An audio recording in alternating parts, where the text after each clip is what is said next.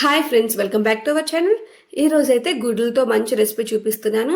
ఇది గుడ్ల పులుసు చాలా టేస్టీగా ఉంటుంది. చూస్తేనే చూడండి ఎంత కలర్ఫుల్గా ఉందో, టేస్ట్ కూడా అంతే బాగుంటుంది. ఒకసారి ఖచ్చితంగా నేను చేసే ప్రాసెస్లో ట్రై చేయండి. దీని ప్రాసెస్ చూద్దాం రండి. ఫస్ట్ గుడ్లు అయితే ఉడకబెట్టి తీసుకున్నాను. ఆ తర్వాత స్టవ్ మీద ప్యాన్ పెట్టుకొని ఆయిల్ వేసుకున్నాను. ఆ తర్వాత పసుపు, కారం అలాగే చాట్ మసాలా వేసుకొని అదంతా ఒకసారి బాగా కలిపి అందులో ఉడకబెట్టిన గుడ్లు కూడా వేసుకొని ఒకసారి బాగా కలపండి. ఇలా గుడ్లన్నీ కూడా నార్మల్గా ఫ్రై అయితే సరిపోతుంది, అది సైడ్కి తీసుకోండి.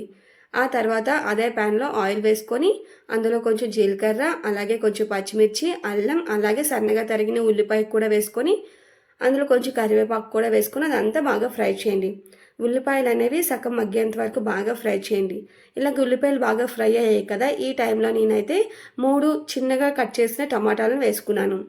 ఇలాగ టమాటా వేయడం వల్ల చాలా బాగుంటుంది, గ్రేవీ ఎక్కువగా వస్తుంది.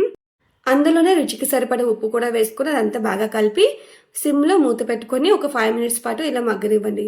చూడండి, టమాటా అనేది మ్యాక్సిమం మగ్గిపోయింది కదా, ఇలాగా స్మాష్ చేసుకుంటూ తీసుకోండి.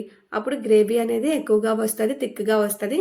ఇందులో మీ రుచికి సరిపడా కారం అలాగే కొంచెం ధనియాల పొడి అలాగే కొంచెం గరం మసాలా కూడా వేసుకుని అవన్నిటిని ఒకసారి బాగా ఫ్రై చేయండి. ఇలాగన్నీ బాగా ఫ్రై అయిన తర్వాత ఇందులో నేనైతే చింతపండు రసం వేసుకున్నాను. మీరు కావాలంటే వేసుకోవచ్చు, లేదంటే స్కిప్ చేయొచ్చు. అలా వేసుకున్న తర్వాత ఒక గ్లాస్ వాటర్ వేసి మూత పెట్టి ఒక 2 మినిట్స్ మీడియం ఫ్లేమ్లో ఉంచాను. చూడండి, అంత బాగా మగ్గి హాఫ్కి వచ్చాయి కదా, ఇప్పుడు అందులో ఆల్రెడీ మనం ఫ్రై చేసిన గుడ్లు కూడా వేసుకొని మూత పెట్టి ఒక 2 మినిట్స్ పాటు దగ్గర పడినివ్వండి.